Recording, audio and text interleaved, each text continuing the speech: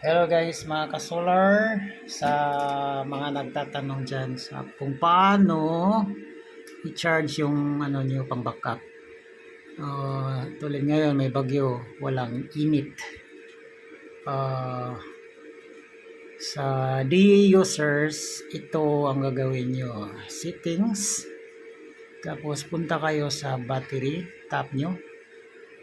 And then scroll down, yun, i-check nyo lang yung grid charge, tapos pumili lang kayo ng amperes, ilang amperes ang gusto nyo na mag-charge, tapos ilang percentage siya mag-charge na.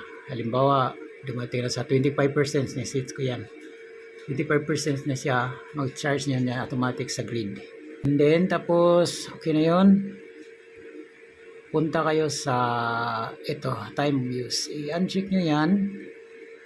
Dapat naka-uncheck para ma-activate yung grid charge nyo. Pag di nyo i-uncheck yan, hindi yan mag-activate. Okay, then tapos kung may ibang kayo brand na inverters, lang yan, ilagay nyo lang sa grid charge. And then kung hindi nyo gustong mag-charge ng grid, sa solar lang, pure, para di siya magagamit, punta kayo sa nyo.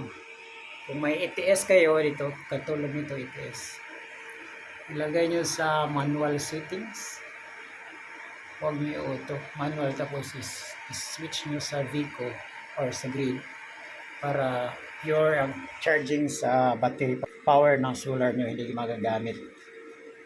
Okay, kung wala kayong ETS dito, ito MTS, kung may nakasit ba na MTS sa setup nyo,